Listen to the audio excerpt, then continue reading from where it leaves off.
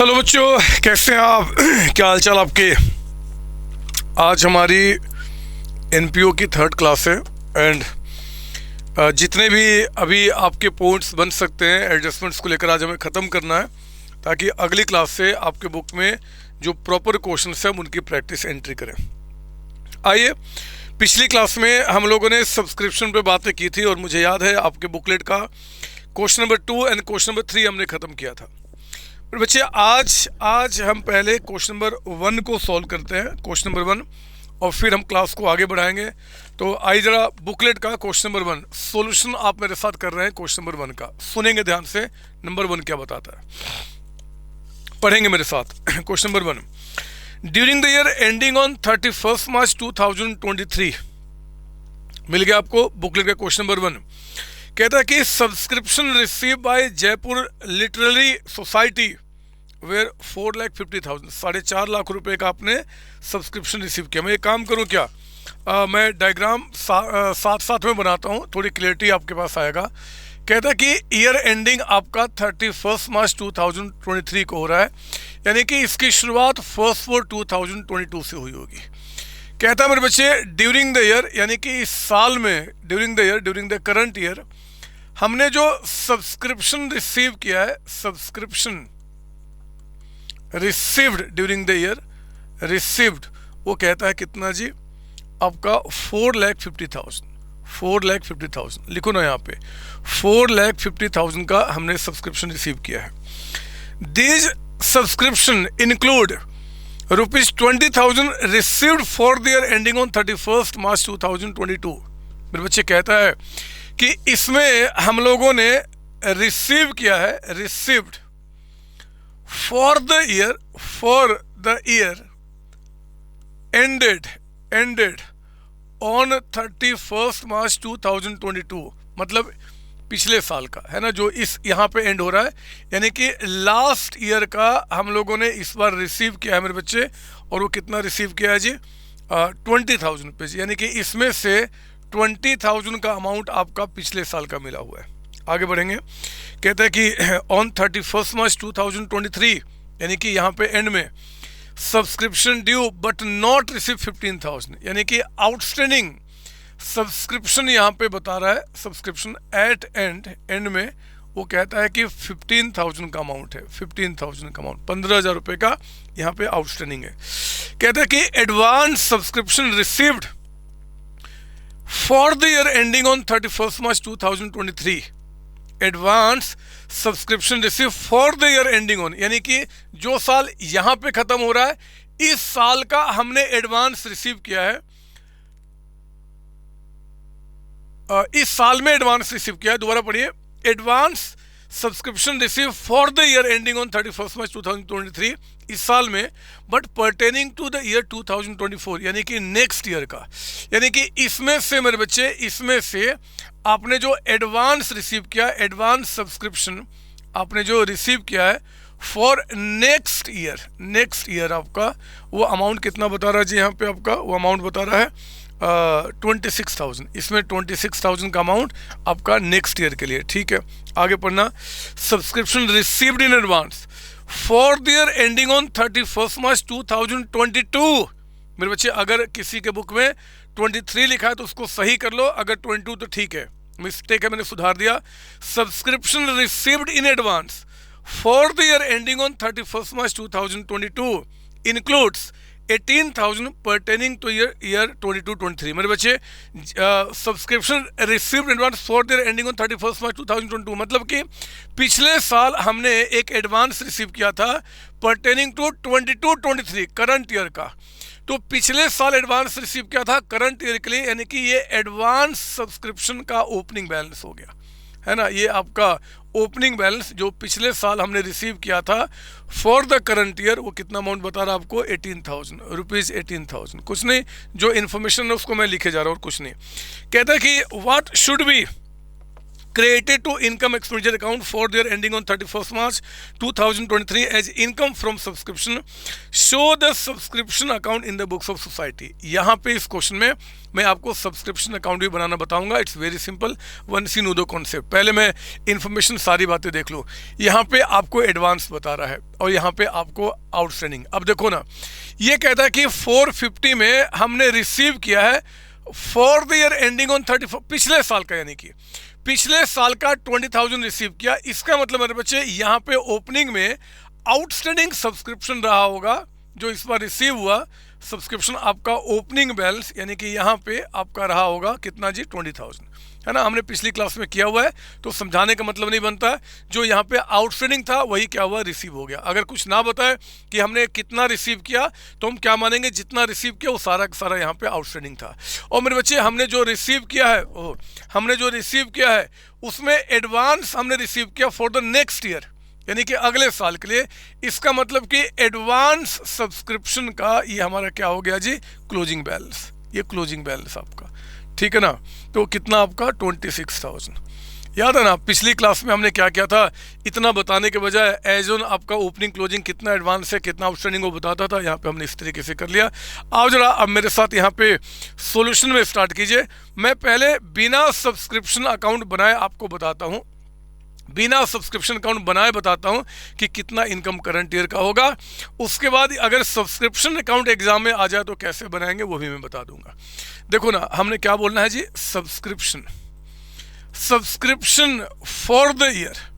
जो for the year होता है बच्चे, यानी कि करंट ईयर का, फॉर द ईयर जो आपका होता है, यानी कि इनकम जो करंट ईयर का होता है उसके साथ 3 पॉसिबिलिटी.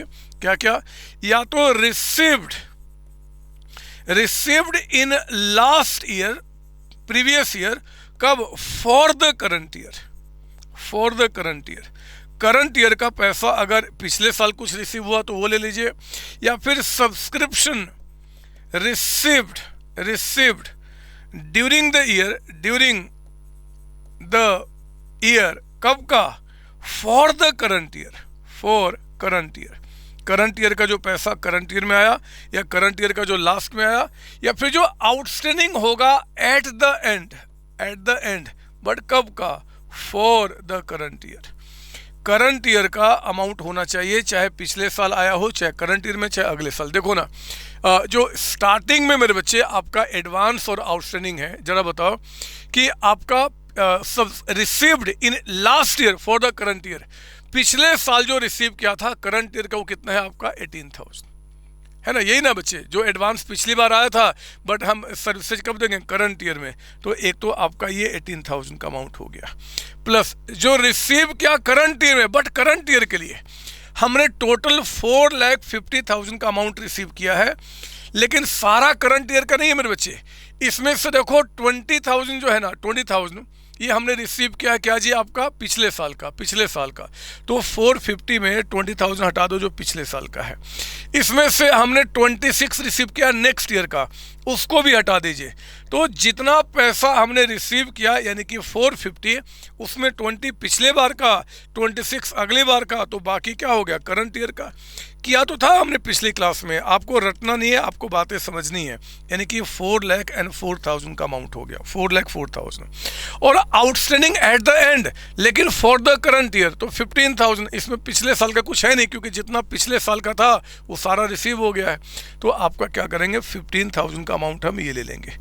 अब इस तीनों को ऐड कर दो, जरा बताओ तीनों को ऐड करके आपका अमाउंट कितना बनता है. यहाँ पे तीनों को ऐड करके तो 4,04,000 प्लस 15,000 प्लस आपका 18,000, ये टोटल आ गया 4,37,000. 4,37,000, है ना. ये आपका इनकम हो गया बच्चे फॉर द करंट ईयर. तो एग्जाम में अगर कह दे कि आपको अकाउंट नहीं बनाना है, आपको बस बता दो कितना इनकम है, फटाफट ये काम करूंगा और काम आपका पूरा हो जाएगा.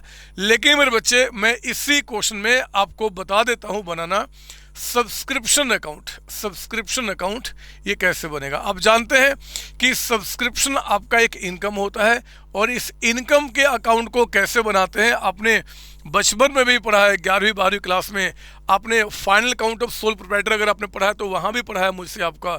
अब मैं आपको यहाँ पर दिखाता हूँ कि कैसे आपका बनेगा. सुनिए ध्यान से कैसे बनाते हैं.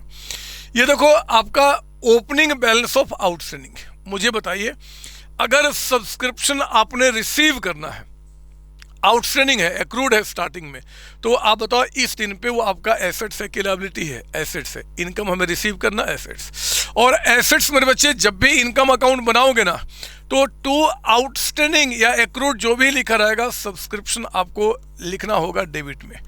टू बैलेंस बीडी मत कर देना, है ना, 20,000। ये तरीका होता है आपका इनकम एक्सपेंस बनाने का। इनकम अकाउंट बना रहे ना, इनकम का भी टू बैलेंस बीडी सीडी नहीं होता। अगर हम एक साल की अकाउंटिंग करते हैं, एक साल का, ये एक साल की अकाउंटिंग, तो आपका इसका बीडी सीडी नहीं होता, क्योंकि पिछले साल का सब्सक्रिप्शन पिछले साल के इनकम एक्सपेंडिचर में ट्रांसफर हो गया होगा।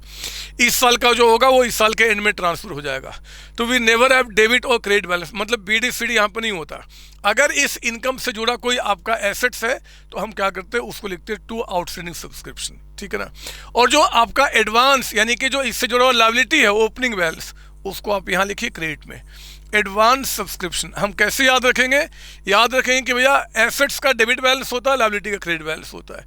तो ओपनिंग जो आपके पास लायबिलिटी है, क्योंकि पिछले साल आपने इसको रिसीव किया था फॉर द करंट ईयर, तो पिछले साल की लायबिलिटी थी, यानी कि ओपनिंग बैलेंस ऑफ लायबिलिटी हो गया।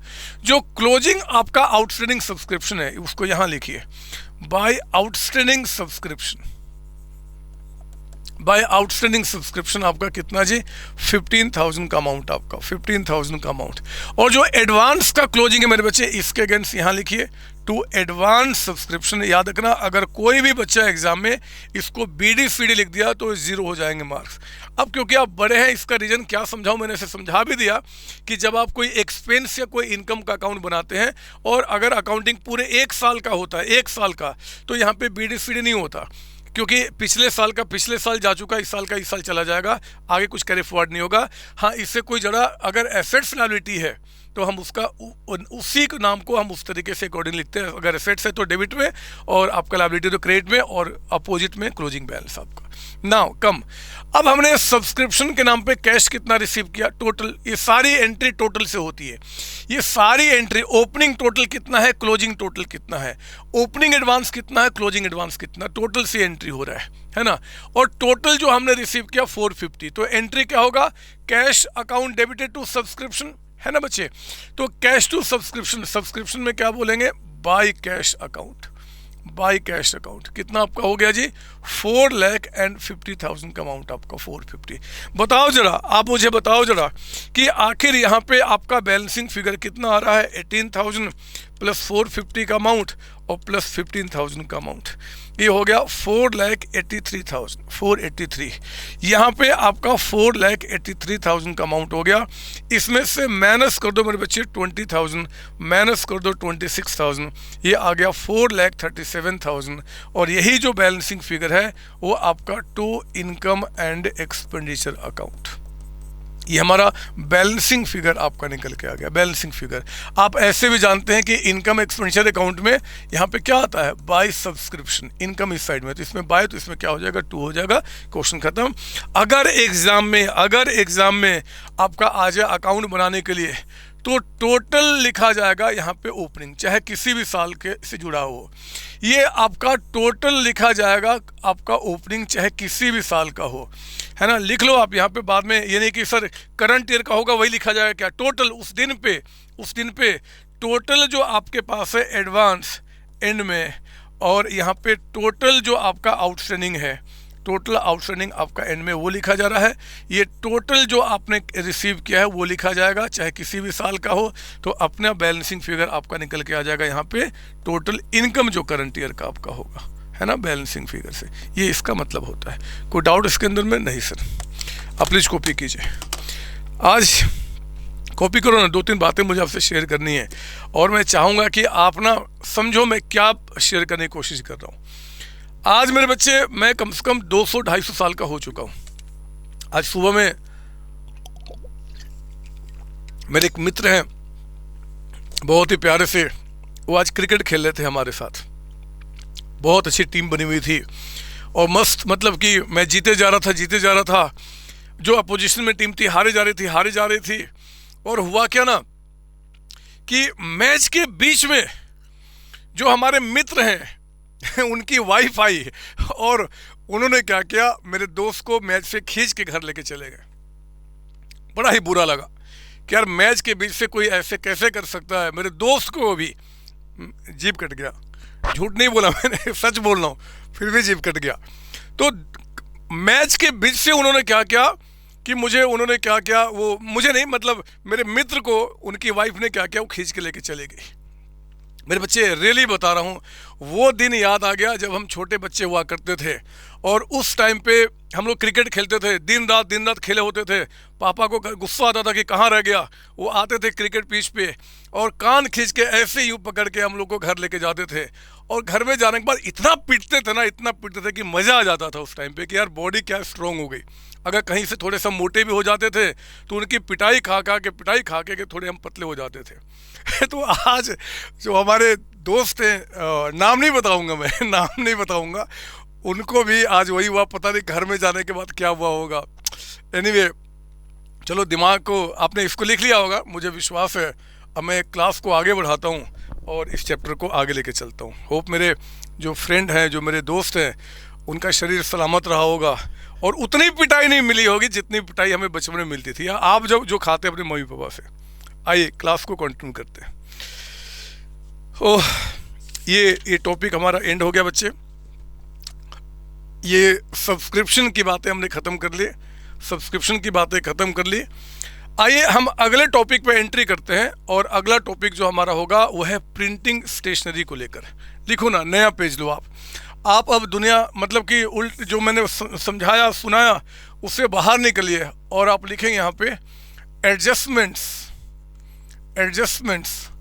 Related to adjustments related to आपका प्रिंटिंग एंड स्टेशनरी से जुड़ा हुआ हम लोग क्या करेंगे, यहाँ पे आपको एडजस्टमेंट बताएंगे। सुनेंगे ध्यान से। आप इसके अंदर लिखो ना मेरे साथ, यहाँ पे केस नंबर 1, पहला केस आप लिखेंगे यहाँ पे, केस नंबर 1। ध्यान सुनना, प्रिंटिंग स्टेशनरी से लेकर केस नंबर 1। पर बच्चे, मैं आपको यहाँ पे देता हूँ एक तो आपका receipts and payment account for the year, साथ साथ लिखेंगे for the year ended on 31 March 2023। ठीक है ना। इस रिसीट्स एंड पेमेंट में आपको बस एक्सट्रैक्ट समझा रहा हूँ, है ना। एक एडजस्टमेंट आपका पेमेंट साइड में कहता है बाय प्रिंटिंग एंड स्टेशनरी कह दे, या बाय स्टेशनरी कह दे, या बाय प्रिंटिंग कह दे, आपका सेम मीनिंग निकल के आता है। ठीक है ना। ये मान लो आपका 60,000 का अमाउंट बता रहा है, 60,000 का। सवाल उठता है थोड़ा जगह छोड़ के कि यार ये जो प्रिंटिंग स्टेशनरी है, क्या ये मेरा एक्सपेंस है? अगर ये मेरा एक्सपेंस है तो मैं इसको कहाँ रिकॉर्ड करूँगा? इनकम एंड एक्सपेंडिचर अकाउंट में। इसको कहाँ रिकॉर्ड करूँगा? इनकम एक्सपेंडिचर अकाउंट में। और अगर ये आप कहते हो कि नहीं सर ये एसेट है, तो हम कहाँ रिकॉर्ड करेंगे? बैलेंस शीट के अंदर में, आपका बैलेंस शीट के अंदर में। तो कहाँ रिकॉर्ड करूँ मैं? क्या मैं इसको इनकम दिखाऊँ, एक्सपेंस दिखाऊँ, या फिर एसेट दिखाऊँ? प्रिंटिंग स्टेशनरी समझते हो क्या होता है? जैसे कि अगर मैं अपनी बात करूँ तो वो पेपर, वो पेंसिल, वो इरेजर, वो मार्कर, ये सब जो खरीद के हम रखते हैं ना, that is called stationery for our business. आपका किसी ऑफिस में अगर दूसरी बात करें तो उनके पास भी जो पेपर शीट होते हैं, आपके पेन पे जो पेंसिल सब परचेज करते हैं, दैट इज कॉल्ड स्टेशनरी, है ना, जो फ्रीक्वेंटली ऑफिस में यूज होते हैं। तो देखो, कहते हैं कि यार स्टेशनरी जो आपने परचेज किया है, ये स्टेशनरी आपने क्यों परचेज किया होगा? तो ऑब्वियस बात है कि जो स्टेशनरी हमने परचेज किया होगा वो इस साल परचेज करते हैं, इस साल यूज करने के लिए, है ना बच्चे। कोई ऐसा थोड़ा परचेज करता है कि इस साल परचेज करेंगे अगले साल यूज करने के लिए। तो अगर इसके बारे में कोई इन्फॉर्मेशन नहीं दिया हुआ है तो जितना भी आपने प्रिंटिंग स्टेशनरी के नाम पे पेमेंट किया ना, आप मानना कि वो इस साल हमने परचेज किया और कंज्यूम कर लिया, यूज कर लिया। और यूज कर लिया तो कहाँ चला जाएगा? इनकम एक्सपेंडिचर के एक्सपेंडिचर साइड में। बात समझ में आ रही है? ये सर, तो ये हमारा अगर एग्जाम में आ जाए कि बताओ जी स्टेशनरी परचेज क्या है? एक्सपेंस है, रेवेन्यू एक्सपेंडिचर है, कहाँ जाएगा? आपका इनकम एक्सपेंडिचर अकाउंट में। लेकिन क्वेश्चन कह दे आपको एडजस्टमेंट में, लिखे यहाँ पे एडजस्टमेंट नंबर 1 कि स्टॉक ऑफ स्टेशनरी, आपके पास स्टेशनरी स्टॉक के रूप में बच गया है और वो कहता है कि 15,000 का, 15,000 रुपये का, यानी कि 60,000 में आपका जो स्टेशनरी है वो कितने का बता रहा है, 15,000 का। बोलता बताओ अब क्या करोगे, मेरी बात सुनो मेरे बच्चे, मेरी बात सुनो। अब देखो 60,000 का जो परचेज किया ना वो सारा यूज नहीं हुआ, 15,000 बच गया। तो यहाँ पे जब आप स्टेशनरी कंज्यूम्ड आप लिखोगे कि हमने कितना कंज्यूम किया है, तो आप कहना कि भैया 60,000 में से 15,000 तो बच गया, तो कंज्यूम कितना हो गया, 45,000। और जो बच गया वो अब अगले साल यूज किया जाएगा। तो जो स्टॉक ऑफ स्टेशनरी आपके पास बच गया, स्टेशनरी आपके पास बच गया, दैट बिकम योर एसेट। और एसेट को क्या करेंगे, यहाँ पर रिकॉर्ड करेंगे बैलेंस शीट के अंदर में। तो इनकम एक्सपेंडिचर अकाउंट में स्टेशनरी कंज्यूम्ड और आपका बैलेंस शीट में क्या करेंगे, उसको एसेट्स के रूप में दिखाएंगे। ये इसका एक सिंपल सा ट्रीटमेंट होता है। कोई डाउट इसके अंदर में? नहीं सर, प्लीज कॉपी करेंगे, प्लीज कॉपी कीजिए। रिसिट्स एंड पेमेंट अकाउंट में स्टॉक ऑफ स्टेशनरी, और ये इस तरीके का, ये केस नंबर 1 था। अब मैं इसको थोड़ा सा और इंप्रूव करूंगा और केस नंबर 2 लेकर आऊंगा। इस बार मेरे बच्चे मैं दिखाऊंगा कि जो रिसिट्स एंड पेमेंट अकाउंट है ना आपका 4/22/23, शॉर्ट में लिख दे रहा हूं, यानी कि 22-23 का आपका जो रिसिट्स एंड पेमेंट अकाउंट है, इसमें कह रहा है कि बाय स्टेशनरी, है ना, हमने जो स्टेशनरी के नाम पे पेमेंट किया है वो कहता है कि आपका 80,000 का अमाउंट है, 80,000 रुपये का। तो रिसिट्स एंड पेमेंट अकाउंट में स्टेशनरी हमारे पास एंड में कितने का दिख रहा है, 80,000 का। यहाँ पे अब आपको मैं बताऊं, कहता है कि एज ऑन एडजस्टमेंट है आपका, adjustment number 1, as on 31 March 2022 and 31 March 2023, ठीक है ना। कहता है कि स्टॉक ऑफ स्टेशनरी, हमारे पास जो स्टेशनरी का स्टॉक है वो कहता है कि पिछले साल के एंड में 16,000 का था। 31 मार्च 2022 का मतलब क्या हो गया, जो हम करंट ईयर की बात कर रहे हैं उसका ओपनिंग बैलेंस।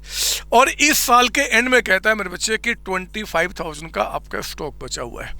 सॉल्यूशन में आपको बताना है कि आपके इनकम एंड एक्सपेंडिचर अकाउंट में, इनकम एंड एक्सपेंडिचर अकाउंट आपका जो बनेगा करंट ईयर का, for the year ended on 31 March 2023। ये जो इनकम एक्सपेंडिचर अकाउंट बनेगा आपका यहाँ पे, इसमें एक तो स्टेशनरी कंज्यूम्ड आपका कितना आएगा, एक तो आपको वो बताना है। और फिर जो आप बैलेंस शीट बना रहे हैं एज ऑन 31 मार्च 2022 को, यानी कि पिछले साल के एंड में, एक तो उस बैलेंस शीट का ट्रीटमेंट आपको बताना है, और एक balance sheet as on 31 March 2023, उस बैलेंस शीट का ये ट्रीटमेंट आपको बताना है, ठीक है ना। तो इनकम एंड एक्सपेंडिचर अकाउंट में आपका कितना स्टेशनरी कंज्यूम्ड हुआ वो बताना है। ओपनिंग बैलेंस शीट में क्या सिचुएशन था, क्लोजिंग क्या हुआ, सुनो ना मेरी बात। देखो पिछले साल के एंड में इतना स्टॉक था, तो पिछले साल के एंड में जो बैलेंस शीट आपने बनाया था उसमें स्टॉक ऑफ स्टेशनरी या सिंपली स्टेशनरी कुछ भी लिख सकते हैं आप, मीनिंग सेम है, वो हमने कितना लिख दिया 16,000। और इस साल के एंड में जो बैलेंस शीट है स्टॉक ऑफ स्टेशनरी, इस साल के एंड में जो बैलेंस शीट होगा वो आपका कितना 25,000 का। तो 16,000 आपके ओपनिंग बैलेंस शीट में, 25,000 आपका क्लोजिंग बैलेंस शीट में। और अगर हम बोले कि स्टेशनरी कंज्यूम, मैं हमेशा एक आदत डालता हूं, पहले बैलेंस शीट के आइटम्स को लिख लो, कंफ्यूजन कम रहेगा। अब आइए जरा कंज्यूम्ड कितना हुआ। आप कहना कि देखो जी जो पिछले साल के एंड में बच गया था वो इस बार यूज किया गया होगा। सर कहाँ बता रहा है, वो ऑब्वियस बात कि पिछले साल जो स्टॉक बच जाएगा उसको हम इस साल यूज करेंगे, उसके बाद इस साल का हम, तो कोई आपके घर में भी होता है यार। कल अगर मान लो पहले से कोई आपके घर में कोई सब्जी पड़ी हुई है, तो आपकी मम्मा जब सब्जी बनाती है तो जरा बताओ कि जो पहले से पड़ी है उसको पहले बनाएगी या फिर उसको रखेगी कि कल बनाऊंगी और आज फ्रेश सब्जी जो आया उसको लेकर बनाएगी। ऐसा कभी सुना है? तो कॉमन सेंस लगाओ ना कि जो पिछले साल आपका स्टॉक था उसको हमने इस बार यूज किया होगा, प्लस हमने जो स्टेशनरी इस बार परचेज किया उसको भी हमने जी यूज किया होगा। लेकिन आउट ऑफ 96,000 जो बच गया होगा वो कितना बच गया होगा, 25। तो झगड़ा ही खत्म हो गया कि ओपनिंग वाला ये कौन, सिंपली बोलना है भैया ये और ये हमारे पास यूज करने के लिए थे, इसमें इतना बच गया, चाहे कोई भी रहा हो पहले या बाद का, उसको माइनस करो, बताओ हमने कितना यूज किया। तो 80,000 प्लस 16,000 माइनस आपका 25,000, ये आ गया आपका 71,000 का।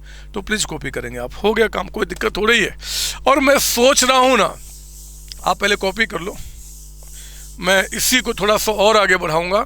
जितने भी केसेज एग्जाम में बन सकते हैं टिपिकल से टिपिकल, उन सबको समझाने की कोशिश कर रहा हूँ। और केस 3 में आने के पहले मेरे बच्चे, ये जो आपने किया ना, ये जो कंज्यूम्ड निकाला, मैं इसको ना वर्किंग नोट्स में आप कहो तो मैं अकाउंट के थ्रू दिखा देता हूँ।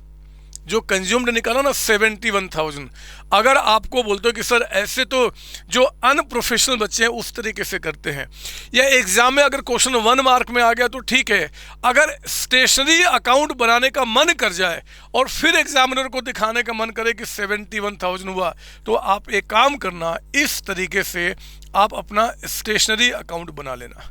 स्टेशनरी अकाउंट ये लीजिए आप, स्टेशनरी। जरा बताओ, स्टेशनरी का जो ओपनिंग बैलेंस बचा हुआ है, ये हमारा क्या है, एसेट है, बचा हुआ अमाउंट आपका है ना। तो स्टेशनरी का मेरे बच्चे टू बैलेंस बीडी, स्टेशनरी का जो स्टॉक बचा हुआ है ये ओपनिंग बैलेंस ऑफ स्टॉक है ना। तो ओपनिंग बैलेंस ऑफ स्टॉक को हमने क्या किया, डेबिट में लिखा हुआ। जो स्टॉक बचा हुआ हमारा एसेट है, और एसेट का ओपनिंग बैलेंस डेबिट में जाता है।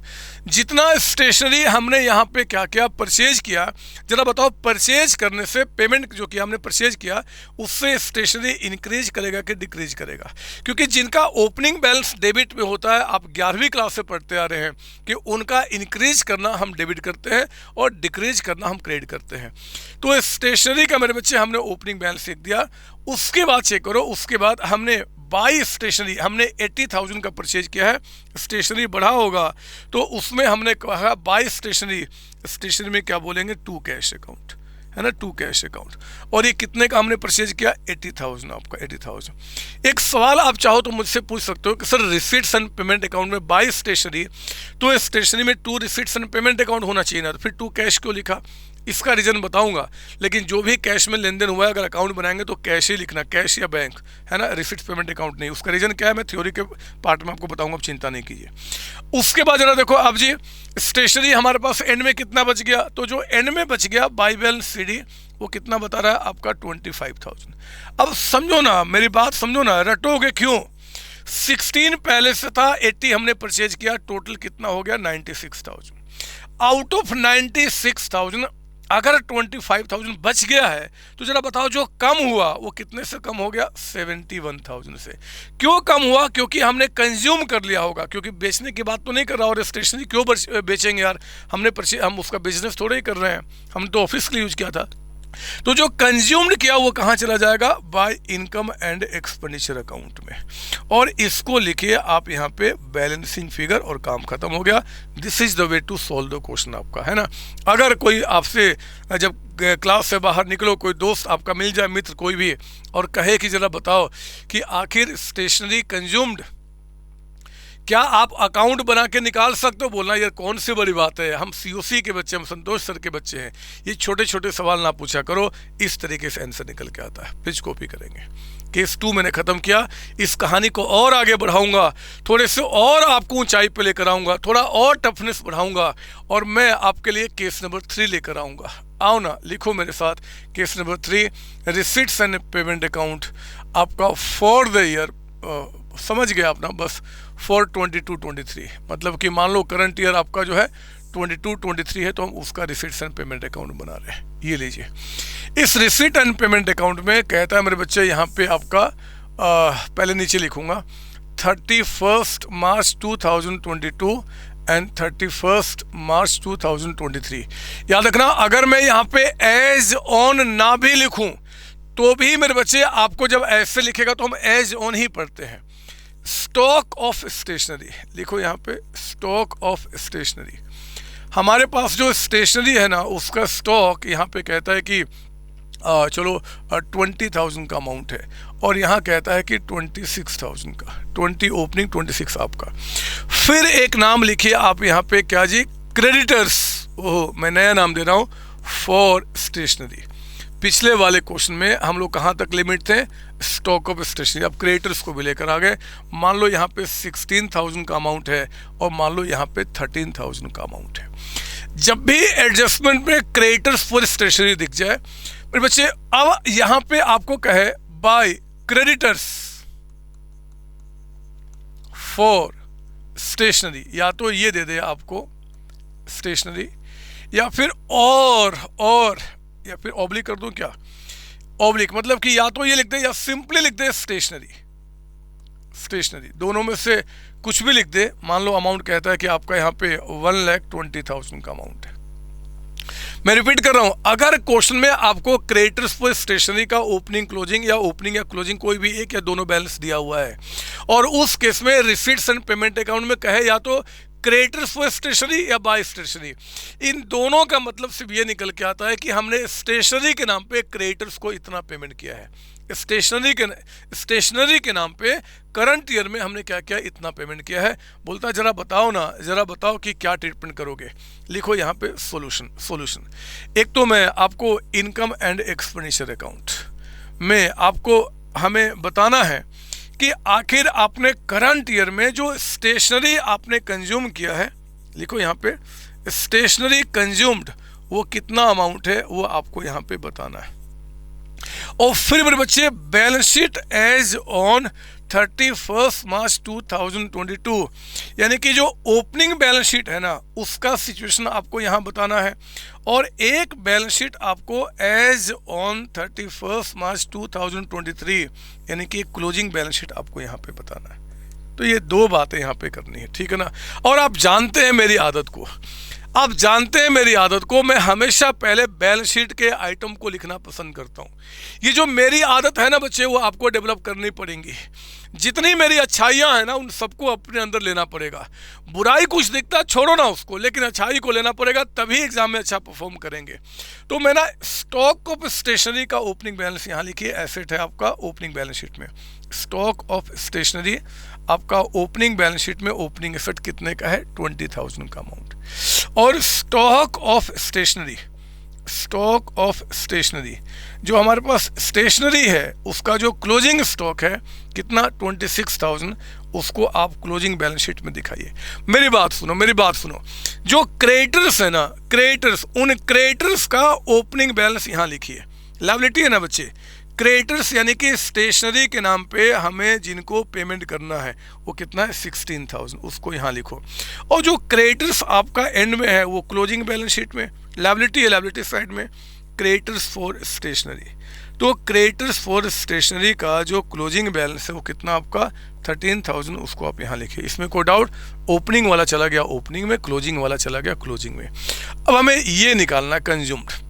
मेरे बच्चे मैं तो आपको प्रेफर कराता हूँ ना कि जैसे जैसे एडजस्टमेंट्स आगे एडवांस होते चले जाएंगे आप ये अकाउंट बनाना शुरू कर देना, क्योंकि वहाँ से आपको सिंपलिसिटी बढ़ती चली जाएगी।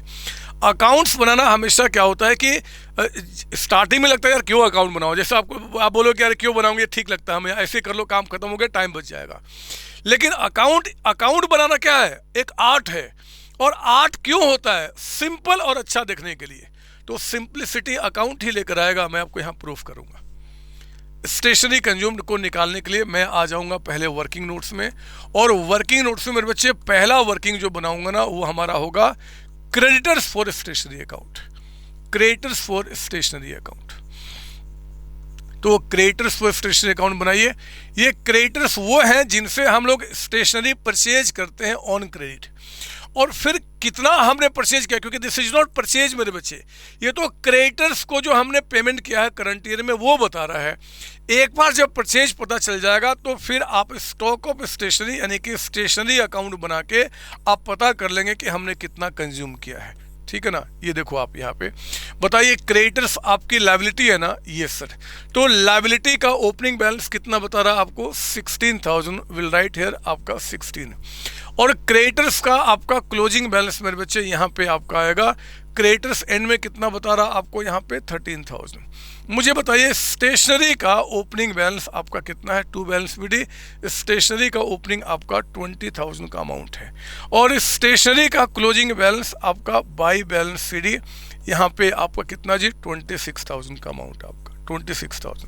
तो ये हमने क्या किया, ओपनिंग क्लोजिंग बैलेंस यहाँ पे लिख दिया। इसमें कोई डाउट नहीं सर, प्लीज़ कॉपी करेंगे जल्दी से। अब आगे मेरी बात सुनिए। ये क्रेडिटर्स मेरे बच्चे आपकी लायबिलिटी होता है ओपनिंग में क्रेडिट।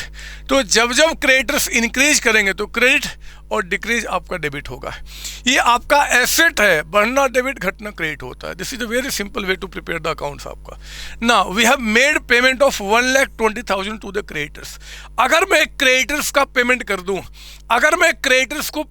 तो क्रेडिटर्स हमारे बैलेंस शीट में इंक्रीज करेंगे कि डिक्रीज करेंगे? सर पेमेंट कर दिया ना, लायबिलिटी कम हो जाएगी। तो लायबिलिटी कम यानी कि यहाँ पे हम क्या बोलेंगे, टू कैश। और ऐसे भी मेरे बच्चे अगर इस अकाउंट में बाय क्रेडिटर्स तो इसमें क्या, टू कैश क्रॉस पोस्टिंग। अब सुनो ना मेरी बात सुनो। ये देखो यहाँ पे क्या हुआ, ये देखो आपका 120 + 13 ये कितना हो गया, 1,33,000। 133 और -16, यहाँ बैलेंसिंग फिगर कितना आ गया जी, 133 माइनस आपका यहाँ पे 16, ये आ गया आपका 117, 1,17,000, 117 आपका 117। तो ये 117 क्या है जरा बताओ। हमारे क्रेडिटर्स इंक्रीज कर रहे हैं। क्रेडिटर्स कब इंक्रीज करते हैं, when we purchase stationery from them, जब हम उनसे परचेज करते हैं। यानी कि ये हो गया मेरे बच्चे बाय स्टेशनरी अकाउंट। ये हमारा क्या हो गया, बाय स्टेशनरी अकाउंट। ये हमारा बैलेंसिंग फिगर से निकल के आ गया। और कहीं आपको रिवीजन में दिक्कत ना हो इसलिए मैं लिख देता हूँ, आपको एग्जाम में थोड़े लिखना है। ये हमारा आ गया purchased during the year. Purchase during the year, हमने ड्यूरिंग द ईयर यानी कि करंट ईयर में जो परचेज किया है ना, वो अमाउंट निकल के आ गया कितने का, आपका 117 का। और ऐसे भी देखो ना, अच्छा लगेगा यार। क्रेडिटर्स स्टार्टिंग में 16,000 के थे, उसके बाद हमने 1,17,000 का और उनसे परचेज किया, तो टोटल हमारे पास 133 के क्रेडिटर्स हो गए। 133 में इतना हमने पेमेंट कर दिया, क्रेडिटर्स अभी 13,000 और बचे हुए, काम खत्म। और जो हमने परचेज किया मेरे बच्चे, यहाँ बोला क्रेडिटर्स में बाय स्टेशनरी, तो स्टेशनरी में क्या बोलेंगे, टू क्रेडिटर्स फॉर स्टेशनरी, है ना। हमने क्रेडिटर्स अकाउंट से यहाँ पे लेकर आए कितना, 1,17,000। ये क्या है, ये परचेज्ड है मेरे बच्चे। अब सुनो ना मेरी बात, 20,000 का स्टेशनरी पहले था, 117 का परचेज किया, 137 का अमाउंट हो गया। आप मुझे बताइए 1,37,000 में से 1,37,000 में से अगर मैं यहाँ पे 26 को माइनस करूँ तो 1,11,000 का अमाउंट निकल के आ गया, 1,11। ये 1,11 क्या है, दिस इज कंज्यूम्ड, कम हो रहा है। और जो कंज्यूम्ड होता है वही हम कहाँ ट्रांसफर करते हैं, इनकम एक्सपेंडिचर अकाउंट में। ये हमारा बैलेंसिंग फिगर से निकल के आ गया मेरे बच्चे। रिवीजन में मेरे बच्चों को दिक्कत ना हो जाए इसलिए लिख देता हूँ consumed during the year, consumed during the year, आपका ड्यूरिंग द ईयर। समझ लो मेरी बात ना, बोलो हाँ ये सर। और जितना कंज्यूम्ड हुआ मेरे बच्चे उसी को तो हम यहाँ पर रिकॉर्ड करते हैं 1,11,000। कोई डाउट इसके अंदर में नहीं सर, प्लीज कॉपी करें, करो ना कॉपी। अरे मैं आपसे बात कर रहा हूँ, कॉपी करो ना। जब मैं आपको पढ़ाता हूँ ना, रियली बता रहा हूँ, देखो झूठ नहीं बोलता, जब मैं आपको पढ़ाता हूँ मुझे वो समय याद आता है जब मैं छोटा बच्चा हुआ करता था आपके जैसा, और मेरे सर मुझे पढ़ाया करते थे। मुझे कितना मजा आता था उनको देखना, टुकुर टुकुर टुकुर टुकुर, कुछ समझ में नहीं आता था इस चैप्टर में, सच बता रहा हूँ। ये देखो फिर भी टुकुर टुकुर टुकुर, क्योंकि उस समय बच्चा था मैं। मजा आता था जब मुझे टीचर बोलते थे संतोष, समझ रहे हो। आज कोई बोलता नहीं, नाम से पुकारने वाले लोग बहुत कम बचे हैं। आज सबका मैं पता नहीं कब इतना बड़ा हो गया, सबके लिए सर बन गया मैं। पी लेने दो, दुख गम बुझाने को, गम भुलाने को शंकर भगवान ने दिया था मुझे। जब कोई गम हो ज्यादा, दुख बहुत ज्यादा हो, इसको पी लेना, दुख खत्म हो जाता है। क्या हुआ, लिखो ना बदमाश, लिखो ना, कंज्यूम निकाला ना। ये सर वो सिंपल तरीके से बता दो ना। अरे इससे सिंपल तरीका क्या होगा। नहीं सर मैं कह रहा हूं कि बिना अकाउंट बनाए बना दो ना। अरे क्यों, यही ठीक है। फिर भी अगर आप बदमाश हो, बोलते हो कि नहीं सर बिना अकाउंट के बताओ, तो कुछ ऐसे करूंगा कि यार क्रेडिटर्स हमने क्रेडिटर्स को 1,20,000 का पेमेंट कर दिया, 120 का, और 13,000 क्रेडिटर्स एंड में है। 13,000 यानी कि हमने क्रेडिटर से इतने का सामान परचेज किया होगा, जिसमें से इतना पे कर दिया, इतना बचा हुआ है। अरे हाँ, इसमें से 16,000 क्रेडिटर स्टार्टिंग में थे, उनसे तो हमने पिछले साल परचेज किया, इस साल परचेज नहीं किया, उस 16 को हम माइनस कर देंगे। तो इतना पे किया, इस साल इतना पे करना, सॉरी 13,000 है, इतना पे कर दिया और इतना अभी पे करना बाकी है। जितना पे किया, जितना बाकी, उसमें 16 पहले से हैं। तो जो परचेज किया ना क्रेडिटर इस बार, वो कितने का निकल के आ गया? यही अमाउंट आ गया। कहाँ जी? 1,17,000। ये 117 परचेज आ गया, परचेज आ गया। कंज्यूम्ड कितना हुआ जी? कंज्यूम्ड कितना हुआ? तो जितना हमने परचेज किया 117, एक तो ये कंज्यूम किया, प्लस जो पहले से स्टॉक बचा है वो भी तो हमने कंज्यूम किया 20,000। ओहो, अभी इसमें से 26 एंड में बच गया है, वो हमने कंज्यूम नहीं किया, तो जो बच गया वो कंज्यूम्ड हो गया आपका। यहाँ पे आ गया आपका 111। एग्जाम में MCQ में या 1 मार्क में क्वेश्चन अगर आ जाए तो अकाउंट थोड़े बनाओगे, फटाफट ऐसे करो, काम खत्म हो गया। समझो मेरी बात ना, प्लीज कॉपी करेंगे। केस 3 भी खत्म हो गया, जिसमें कि हमने क्रिएटर्स को आपको दिखाया। थोड़ी सी कहानी और बढ़ाऊंगा और केस 4 पे लेकर आऊंगा। मेरे बच्चे केस 4 पे आप आइए। केस 4 लिखो ना यहाँ पे, केस 4, केस 4 आपका। और इस बार मैं आपको रिसीट्स एंड पेमेंट अकाउंट जो 22-23 का आपको दिखा रहा हूँ, ये रहा मेरा वो रिसीट्स एंड पेमेंट अकाउंट, है ना। और थोड़ा सा बड़ा, पिछली बार से 2 नाम लिखूंगा इस बार। फिर 31 मार्च 2022 एंड 31 मार्च 2023 यहाँ कहता है आपका स्टॉक ऑफ स्टेशनरी, और ये अमाउंट आपका 15,000 और ये कहता है कि 19,000। फिर मेरे बच्चे कहता है सप्लायर्स। अरे सप्लायर्स कह दे चाहे क्रेडिटर्स कह दे, मीनिंग सेम होता है। सप्लायर्स फॉर स्टेशनरी, जो स्टेशनरी के सप्लायर्स हैं, वो कहता है यहाँ पे आपका 12,000 और यहाँ पे आपका 22,000, ठीक है ना। और आप देखो ना, सप्लायर्स है ना, तो मैं यहाँ पे बाय सप्लायर्स कह दूँ, बाय क्रेडिटर्स कह दूं, सबका meaning same. Suppliers for stationery, आप परेशान नहीं होना, मीनिंग सेम आपका यहाँ पे, ठीक है ना। वो कहता है कि 1,30,000 का अमाउंट। और बच्चे अब मैं एक एंट्री और अलग से दिखा रहा हूं। क्या जी? आपका बाय स्टेशनरी फॉर कैश आपका 20,000, है ना। ये फॉर कैश हमने ब्रैकेट में डाल दिया। अब यहां समझो मेरी बात, मैंने कहा था पिछले वाले क्वेश्चन में कि या तो ये बोल दे या फिर ये बोल दे, तो आप मानना कि क्रेडिटर्स को पेमेंट किया है अगर क्रेडिटर्स का बैलेंस दे तो। लेकिन इस वाले क्वेश्चन में या नहीं है, दोनों बता दिया, बाय सप्लायर्स और बाय स्टेशनरी। तो ये अंडरस्टूड है, ये कोई बच्चा भी बता सकता है। इसका मतलब कि ये तो हमने नो डाउट कि क्रेडिटर्स को पेमेंट किया है, और ये जो स्टेशनरी है ना बच्चे, वो हमने कैश में परचेज किया है। ऐसा थोड़ा है कि हमेशा हम क्रेडिट पे लेंगे, कुछ कैश में भी ले लिया होगा। बोलता बताओ कि सॉल्यूशन में आप क्या करोगे इनकम एंड एक्सपेंडिचर अकाउंट में, क्या करोगे इनकम एक्सपेंडिचर अकाउंट में, क्या करोगे बैलेंस शीट जो कि आप प्रिपेयर कर रहे हो एज ऑन 31 मार्च 2022 को, और क्या करोगे उस बैलेंस शीट में जो आप प्रिपेयर कर रहे हैं एज ऑन 31 मार्च 2023 को, यानी कि साल के एंड में। तो मेरे बच्चे आप तो मेरी आदत से वाकिफ़ है, मैं पहले बैलेंस शीट की बात करूंगा। जो स्टॉक ऑफ स्टेशनरी आपका यहाँ पे पिछले साल था कितना, 15,000, वो पिछले साल के बैलेंस शीट में। जो स्टॉक ऑफ स्टेशनरी इस साल के एंड में आपका बचा हुआ है कितना जी, 19,000, वो इस साल के बैलेंस शीट में। जो आपका सप्लायर्स फॉर स्टेशनरी आपका यहाँ पे आ गया, सप्लायर्स फॉर स्टेशनरी आपका जो ओपनिंग में है उसको यहाँ लिखिए, यानी कि 12,000। एंड जो सप्लायर्स आपके पास एंड में है, सप्लायर्स फॉर स्टेशनरी एंड में, उसको आप क्या करेंगे, यहाँ रिकॉर्ड करेंगे, कितना है, 22,000 का अमाउंट आपका। कोई डाउट इसके अंदर में? नहीं सर ना। हमें यहाँ पे क्या निकालना है, स्टेशनरी कंज्यूम्ड। तो आइए देखते हैं स्टेशनरी कंज्यूम्ड आपका कितना यहाँ पे है, और इसके लिए सॉल्यूशन में आप यहाँ पे काम करेंगे। क्या जी?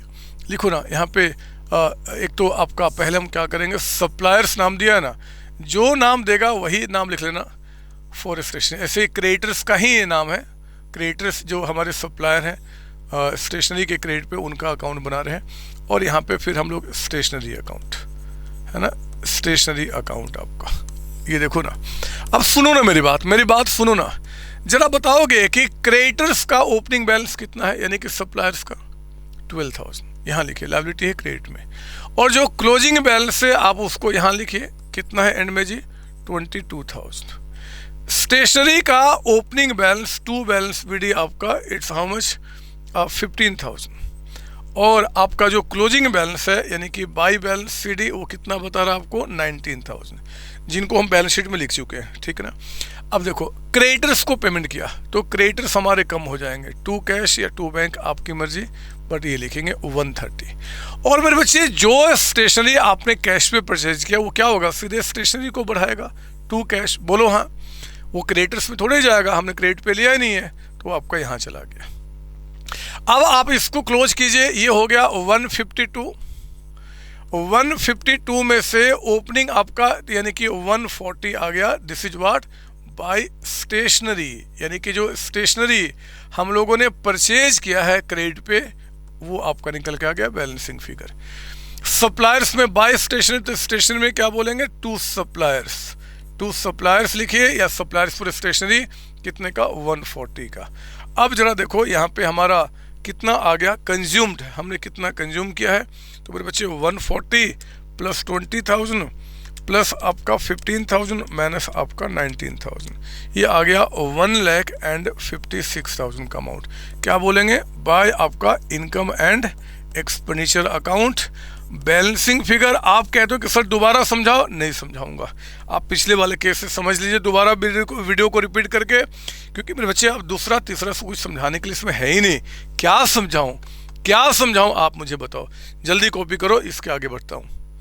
आगे बढ़ते बच्चे इसके बाद एक केस इसमें और बचता है, हम वो भी ख़त्म कर, फिर ये टॉपिक ख़त्म है, और ये टॉपिक ख़त्म यानी कि उसके बाद फिर मस्ती का टाइम, एक और टॉपिक, उसके बाद तो फिर हम क्वेश्चंस की प्रैक्टिस में एंट्री करेंगे, ठीक है ना। तो आप प्लीज़ कॉपी कर लीजिए इसको।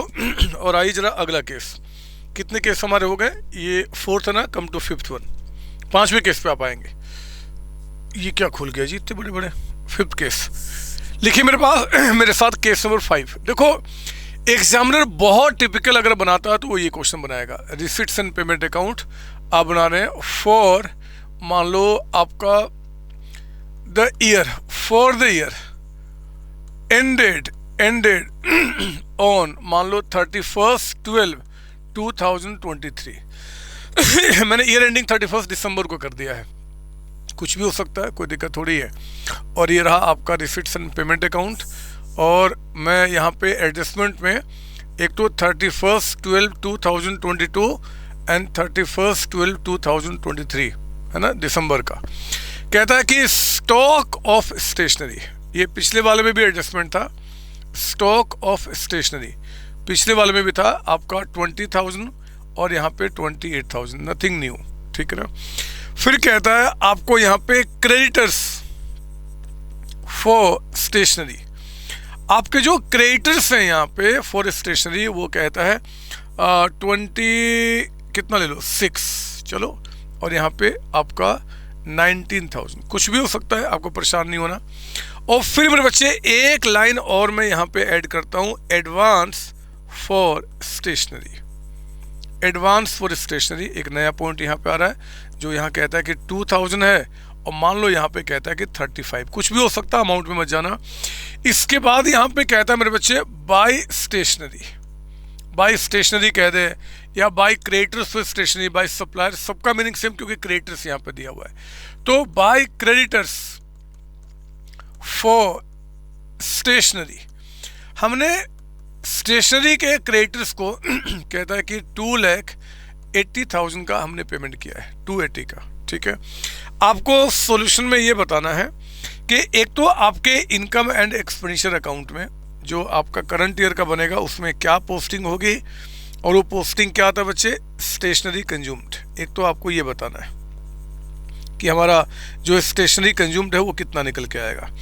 फिर जो आप बैलेंस शीट यहाँ पे बनाएंगे, बैलेंस शीट आप जो बनाएंगे कौन सा, ओपनिंग वाला, यानी कि एज ऑन 31/12/2022, इस बैलेंस शीट में आपके जो पोस्टिंग होंगे आपको एक वो बताने हैं, और एक मेरे बच्चे में यहीं पे एक बैलेंस शीट आपका एज ऑन 31/12/2023, यानी कि जो क्लोजिंग बैलेंस शीट है उसमें जो पोस्टिंग होगा आपको एक वो बताना है, ठीक है ना। 3 बातें यहाँ पे है। तो आज जरा मैं आपको बताऊं कि पहले तो स्टॉक ऑफ स्टेशनरी यहाँ लिखिए आप, स्टॉक ऑफ स्टेशनरी। हमारे पास जो स्टेशनरी है उसका ओपनिंग स्टॉक कितना है, 20,000। एंड जो स्टॉक ऑफ स्टेशनरी आपके पास एंड में है एंड में वो आपको कितना बता रहा है, 28,000, उसको आप यहाँ लिखिए। फिर क्रेडिटर्स की पोस्टिंग एज इट इज जैसे हम पहले करते थे, क्रेडिटर्स फॉर स्टेशनरी। हमने स्टेशनरी का पेमेंट जो क्रेडिटर्स को किया हुआ है वो 26,000 है स्टार्टिंग में। एंड आपके पास जो क्रेडिटर्स हैं फॉर स्टेशनरी वो कितना आपका है एंड में जी, 19,000। ये हमारे पास हो गया, कोई डाउट इसमें नहीं सर। अब ध्यान देना, एडवांस फॉर स्टेशनरी की बात कर लेता हूँ। एडवांस फॉर स्टेशनरी, सुनिए मेरी बात मेरे बच्चे, जो स्टेशनरी के नाम पे आपने एडवांस दिया है ना स्टार्टिंग में, ये क्या होता है, जैसे मान लो हमें कोई स्टेशनरी चाहिए, स्टेशनरी, तो स्टेशनरी को परचेज करने के लिए हमें क्या करना है जी, हमने बोला कि यार एक काम करते हैं, ये जो स्टेशनरी परचेज करना है इसके लिए ना, मतलब जो मेरा सप्लायर है वो कहता है कि पहले हमें कुछ एडवांस दे दो। मतलब वो एक्चुअली ना इन स्टेशनरी को सप्लाई करता है, वो कहता है कि अगर आपको ये भी चाहिए तो आप हमें पहले से कुछ एडवांस दे दो। तो अगर हमने एडवांस दे के रखा हुआ है, दैट इज आर एसेट, हमारा एसेट होता है। तो जो एडवांसेज है ना बच्चे, वो मैं ओपनिंग वाला ओपनिंग बैलेंस शीट में एडवांस फॉर स्टेशनरी, समझ लो मेरी बात ना। हम लोग ऐसे तो स्टेशनरी को परचेज करते हैं क्रेडिट पे, फिर बाद में पेमेंट करते हैं। बट कुछ ऐसा स्टेशनरी है जिसके लिए हमारे सप्लायर ने कहा कि अगर ये चाहिए तो आपको एडवांस पेमेंट करना होगा, हमें डर है कि कहीं बाद में ना लो तो वो ओपनिंग एडवांस यहाँ पे, और जो एडवांस आपने पे किया है एंड में, एडवांस फॉर स्टेशनरी एंड में, वो आपका क्या होगा जी, वो कितना 35 आपका यहाँ चला गया, ठीक है ना। तो बैलेंस शीट 3500 है, ये बैलेंस शीट की बातें हमने कर ली। अब आई जरा हमें निकालना कि स्टेशनरी कंज्यूम क्या होगा, और इसके लिए मेरे बच्चे आप यहाँ पे बनाएंगे एक तो अकाउंट जिसका नाम है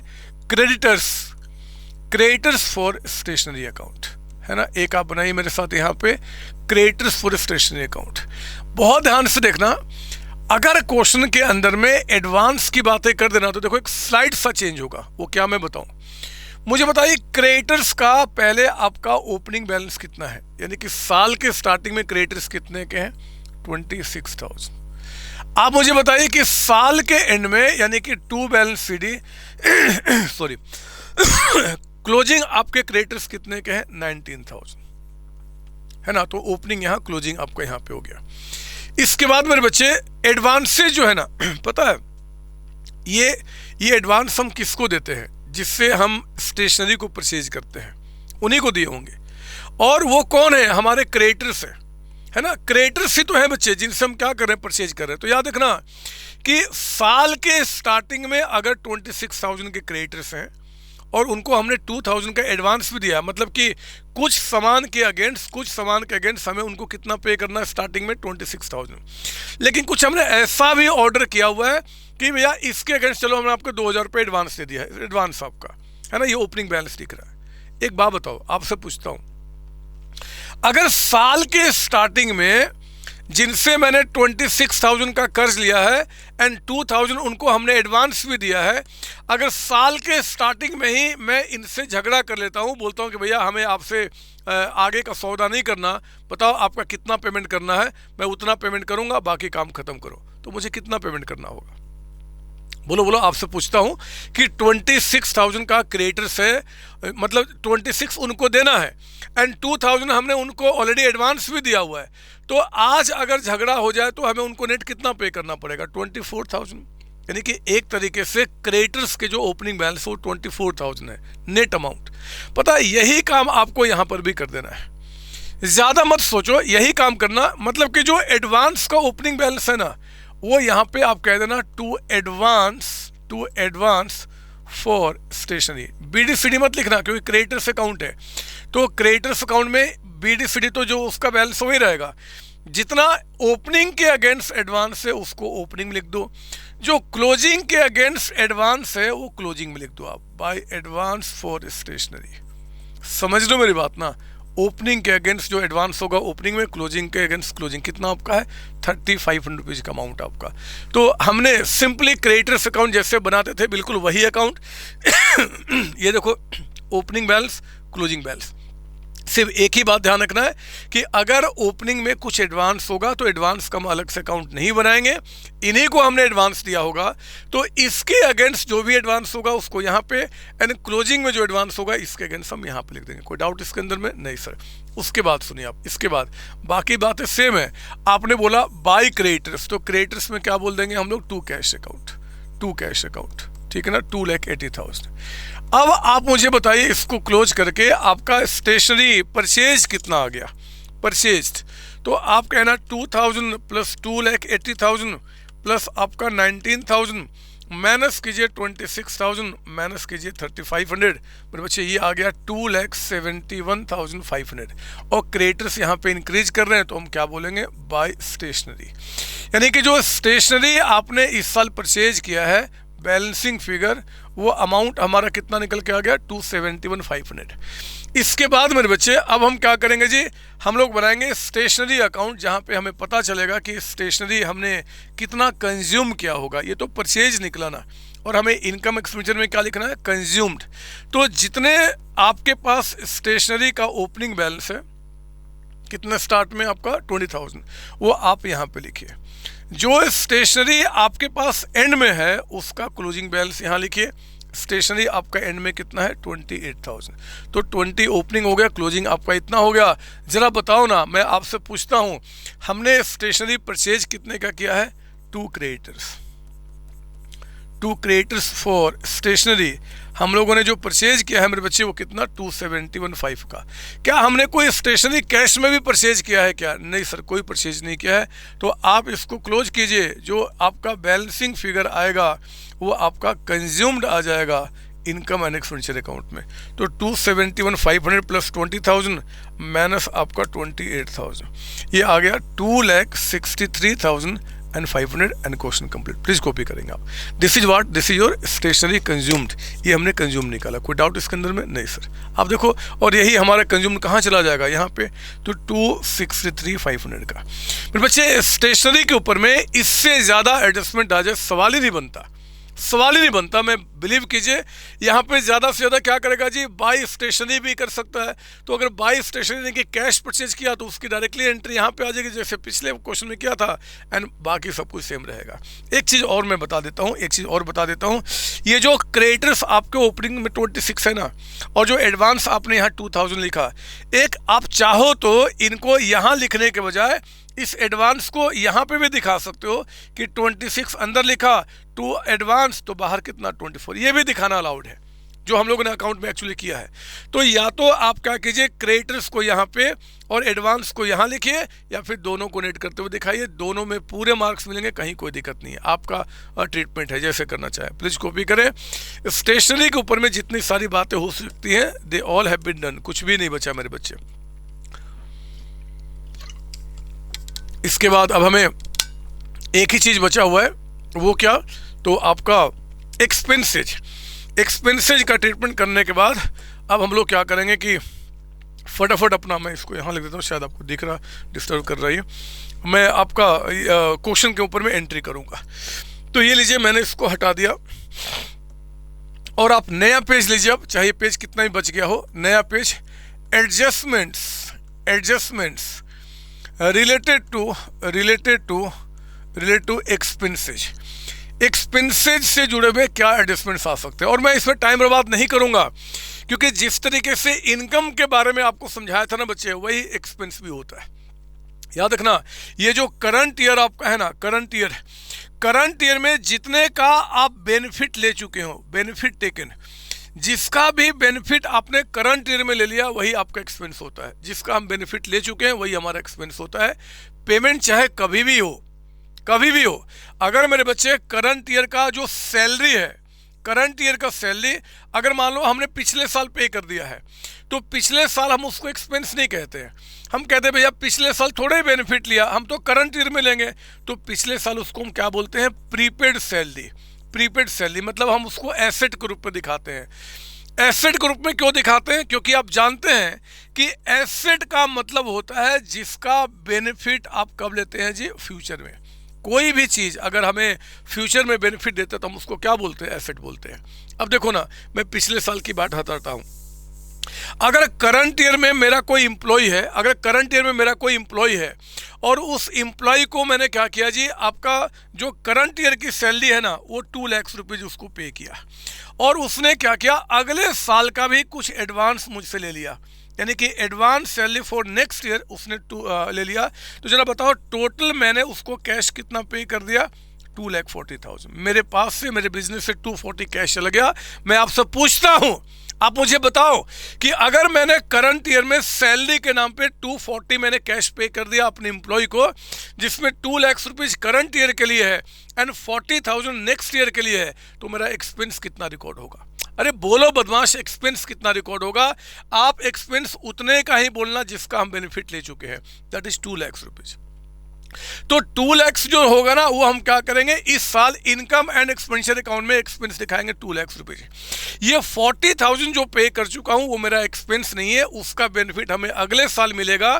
तो यहां पे मैं क्या करूंगा, जो उसको एसेट के रूप में दिखाऊंगा बैलेंस शीट में, उसको क्या बोलूंगा, प्रीपेड सैलरी, क्योंकि जिसका भी बेनिफिट आपको फ्यूचर में मिलता है वो आपका एसेट होता है। तो हम लोग क्या करेंगे, उसको एसेट के रूप में यहाँ पे दिखाएंगे। कोई डाउट इसके अंदर में? नहीं सर।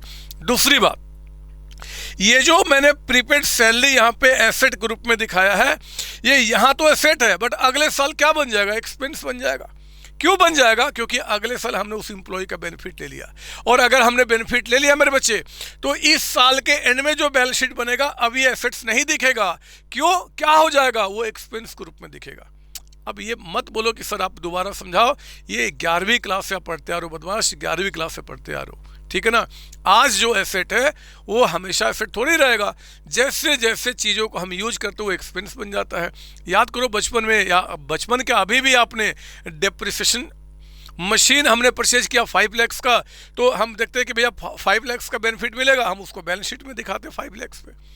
एक साल में हमें लगता है कि हम 1 लाख की वैल्यू को यूज कर चुके हैं, तो एक साल के बाद हम इसमें से 1 लाख माइनस कर देते हैं, सिर्फ 4 लाख एसेट्स दिखाते हैं, और जो यूज कर लिया वो हमारा एक्सपेंस बन गया। कहाँ चला गया?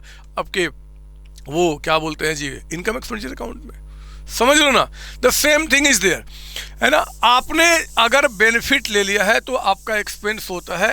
It does not matter, does not matter, does not matter कि whether payment has been made और not, whether payment has been made or not, आपने पेमेंट किया है या फिर नहीं किया, फर्क नहीं पड़ता मेरे बच्चे। एक्सपेंस का मतलब बस सिंपली बेनिफिट लेना होता है। Sir whether payment has been made और नॉट, अरे बदमाश क्या पूछ रहे हो? ये लो बदमाश, ये देखो आपका फर्स्ट 2000, आपका मान लो 22 से लेकर ईयर ठीक से लेते हैं, 1 अप्रैल, मान लो आपका 1 अप्रैल 2022 से लेकर 31 मार्च 2023, मान लो ये करंट ईयर है। अरे मान लो करंट ईयर है, कुछ भी हो सकता है, 22, 23, 24 कुछ भी हो सकता है, मान लो ये करंट ईयर है। मेरे पास जो एम्प्लॉय काम कर रहे थे, मैंने पूरे साल काम लिया, उनको जो मैंने पे कर दिया इस साल के बीच में, वो मान लो 6 लाख रुपए का 6 लाख पेमेंट कर दिया। कुछ लोगों का अभी पेमेंट करना आउटस्टैंडिंग है, वो मान लो 1 लाख रुपीज आपका 6 लाख पे कर दिया, 1 लाख पे करना बकाया है, उनको मैं अगले 3-4 दिनों में पे कर दूंगा। बताओ अब हमारा एक्सपेंस कितना? 7 लाख। बोलो कितना? 7 लाख। पे किया चाहे पे नहीं किया फर्क नहीं पड़ता, एक्सपेंस का मतलब बेनिफिट लेना होता है। जिनका भी बेनिफिट मैंने करंट में लिया वो हमारा एक्सपेंस हो चुका है, यानी कि 7 लाख में एक्सपेंस दिखाऊंगा। इन 7 लाख में से जितना मैं पे कर चुका हूं वो तो मेरे कैश में से माइनस हो चुका होगा, जो पे करना है दैट बिकम्स योर लायबिलिटी, है ना।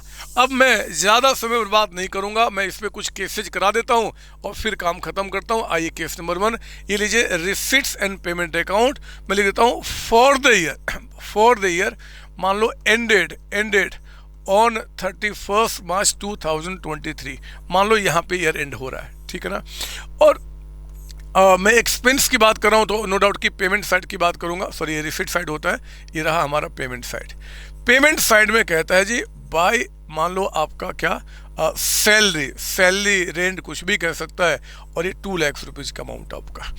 यहाँ नीचे में कहता है मेरे बच्चे 31 मार्च 2022 एंड 31 मार्च 2023, मतलब करंट ईयर पिछला साल। ये कहता है कि आउटस्टैंडिंग रेंट यहाँ पे 60,000 है और यहाँ पे 90,000 है।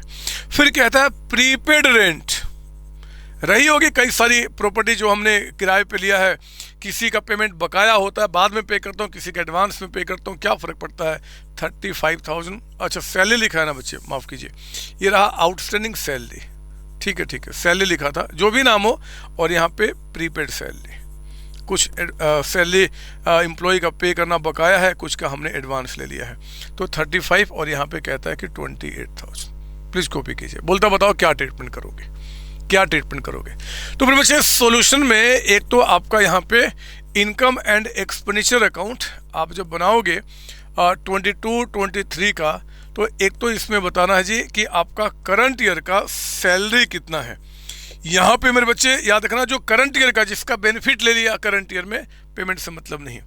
जो बैलेंस शीट आप बनाएंगे एज ऑन 31 मार्च 2022 को, यानी कि जो हमारा ओपनिंग बैलेंस शीट बनेगा, और एक बैलेंस शीट आपका यहाँ पे एज ऑन 31 मार्च 2023, यानी कि जो आपका एंड का बैलेंस शीट बनेगा, इनके आइटम्स की बात कर लेते हैं। सुनो ना, सैलरी आउटस्टैंडिंग है, एक्सपेंस पे करना बकाया होता है, दैट्स योर लायबिलिटी।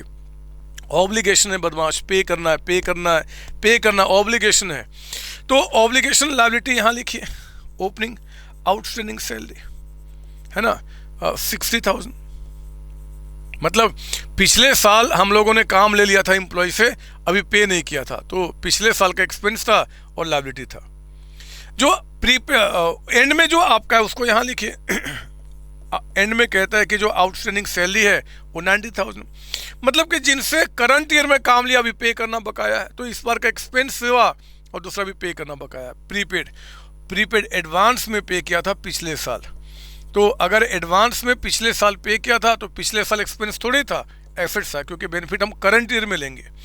और इस साल के एंड में कहता है प्रीपेड सैलरी, यानी कि इस साल हमने पे किया है वो कितना मेरे बच्चे 28,000 फॉर द नेक्स्ट ईयर आपका, मतलब जो पे किया उसमें ये मिला हुआ है।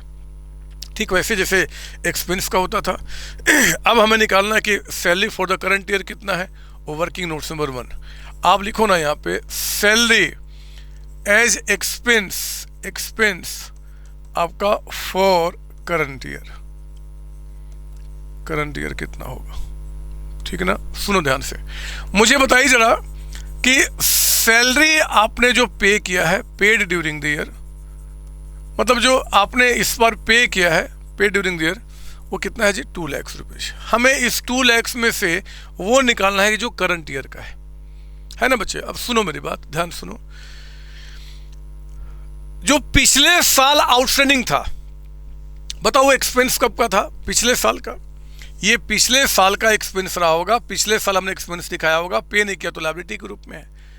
अब कुछ ना बताया तो क्या मानते हैं, एम्प्लॉय को ये सैलरी हमने इस बार पे कर दिया होगा, यानी कि 60,000 इसके अंदर मिला हुआ है जो करंट ईयर का नहीं है। लेस कीजिए आप यहाँ पे आउटस्टैंडिंग सैलरी आपका ओपनिंग वाला, रटना नहीं है, समझना इस बात को। ठीक वैसे ही जैसे इनकम पे हमने काम किया था वही काम है बच्चे, अब इतना समय क्या बर्बाद करूं, है ना। ये देख रहे हो आप यहाँ पे, मैं डायग्राम से बता दूं क्या, ये हमारा ओपनिंग है, यानी कि 31 मार्च आपका 22, और ये आपका करंट ईयर 31 मार्च 23। यहाँ कहता है कि आउटस्टैंडिंग सैलरी 60,000 है, और यहाँ पे कहता है कि आउटस्टैंडिंग सैलरी एंड में आपका कहता है कि 90,000 है, 90। जो प्रीपेड सैलरी है, प्रीपेड सैलरी ये कहता है कि आपका 35,000 है, और यहाँ पे आपका प्रीपेड सैलरी कहता है एंड में आपका 28,000, ठीक है ना। और हमने कहता है कि जो हमने पेड ड्यूरिंग द ईयर है, हमने पेड जो यानी कि paid during the year in cash, हमने कैश टोटल कितना पे किया जी सैलरी के नाम पे 2 लाख रुपए का अमाउंट, ठीक है ना। अब सुनो मेरी बात ध्यान से, ऐसे आप जानते हैं मैं अननेसेसरी टाइम में बात कर रहा हूँ, बट फिर भी सुन लीजिए मेरे बच्चे। जो पिछले साल के एंड में आउटस्टैंडिंग है वो उसका बेनिफिट कब लिया होगा? पिछले साल। उन एम्प्लॉय से पिछले साल काम किया था, पिछले साल एक्सपेंस माना होगा, लेकिन इस पर पिछले साल पेमेंट नहीं किया। तो क्योंकि एक्सपेंस हम पिछली बार मान चुके तो दोबारा थोड़े मानेंगे, एक ही साल तो एक्सपेंस मानेंगे जिस साल पेमेंट किया, माफ कीजिए जिस साल बेनिफिट लिया। तो पिछले साल बेनिफिट ले चुका, एक्सपेंस हो चुका है। क्योंकि मेरे बच्चे जो आउटस्टैंडिंग है वो इस बार पे हुआ होगा, इस 2 लाख से मिला है, हटा दो, वो इस बार का एक्सपेंस नहीं है। क्योंकि हम ढूंढ रहे हैं कि कितने अमाउंट का बेनिफिट हमने करंट ईयर में लिया है। इस 2 लाख में 60 का बेनिफिट हम पिछले बार ही ले चुके हैं। नाउ साल के स्टार्टिंग में प्रीपेड का मतलब कि पिछले साल हमने पे किया था, पिछले साल पे किया था, बट पिछले साल बेनिफिट नहीं लिया था। हम उनसे बेनिफिट कब लेंगे? इस साल लेंगे। तो मेरे बच्चे पिछले साल पे किया था, पिछले साल कैश गया था, बट पिछले साल हम उसको क्या किए थे? एसेट के रूप में दिखाए थे, एसेट के रूप में। वो कब एक्सपेंस माना जाएगा? इस साल। तो जब हम करंट ईयर का निकाल रहे हैं तो हमें ऐड करना पड़ेगा कौन सा जी? Prepaid salary. प्रीपेड सैलरी का आपका यहाँ पे ओपनिंग बैलेंस, ओपनिंग बैलेंस बताइए कितना आपका? 35,000, 35,000 रुपये का अमाउंट। कोई डाउट इसके अंदर में? नहीं सर। साल के एंड में जो आपका आउटस्टैंडिंग है, साल के एंड में जो आउटस्टैंडिंग है, बताओ इसका बेनिफिट कब लिया? करंट ईयर में। करंट ईयर में क्या पे किया? नहीं पे किया। तो मेरे बच्चे नहीं पे किया यानी कि वो इसमें नहीं मिला हुआ, बट इस बार का एक्सपेंस है, हमने बेनिफिट लिया है, तो हम क्या करेंगे? ऐड कर देंगे। रटो मत, समझो ना कि आउटस्टैंडिंग सैलरी जो आपका एंड में है, यानी कि ये वो अमाउंट है जिसका बेनिफिट तो हमने करंट ईयर में लिया है मेरे बच्चे, बट पेमेंट नहीं किया, तो वो भी हमारा एक्सपेंस ऐड कर दो। और प्रीपेड सैलरी एंड का मतलब कि जितना हमने इस बार पे किया उसमें 28 हमने पे किया फॉर द नेक्स्ट ईयर, वो हमारा इस बार का एक्सपेंस नहीं है। क्योंकि करंट ईयर में पे किया है वो इसके अंदर मिला हुआ है, बट इस बार का एक्सपेंस नहीं है, हटा दो। Less prepaid salary. मुझे याद है बचपन में जब मैं छोटा बच्चा होता था, और शायद आप भी इसको रखते थे कि ओपनिंग वाले को प्लस करना है, क्लोजिंग वाले को माइनस करना है। That is not good for you at this level. आपका हम क्या करेंगे जी? हमेशा समझने की बात करेंगे, समझ के चीज़ें करेंगे तो एग्जाम में थोड़ी फिर कोई दिक्कत होने वाला है। बताइए कितना? तो 2 लाख में 60,000 को हटा दीजिए, प्लस 35,000, प्लस आपका 90,000, माइनस आपका 28,000, ये आ गया 2,37,000। कुछ कैलकुलेशन गलती किया होगा, ऐसा होगा नहीं तो सुधार लेना। आप डाउट सेशन टाइम पे मत बोलना कि सर कैलकुलेशन आपने गलती की, आप सुधार लेना। जो salary for the current year है वो आपका 237। हमेशा एक आदत डालो पहले बैलेंस शीट में आइटम लिखने का, उसके बाद यहाँ पे इस चैप्टर में खासकर आपको ज़्यादा इसका फ़ायदा मिलेगा, है ना। प्लीज़ कॉपी कीजिए, और मैं देखता हूँ कि कोई ऐसा चीज़ है क्या जो मुझे आपको समझाना चाहिए। एक एडजस्टमेंट और मैं आपको लाइफ मेंबरशिप के ऊपर मैं समझाना चाहता हूँ आज ही, है ना। तो एक एडजस्टमेंट और जो बच्चे अक्सर नहीं जानते हैं तो मैं वो आपको समझाऊंगा, आप पहले इसकी कॉपी कर लीजिए।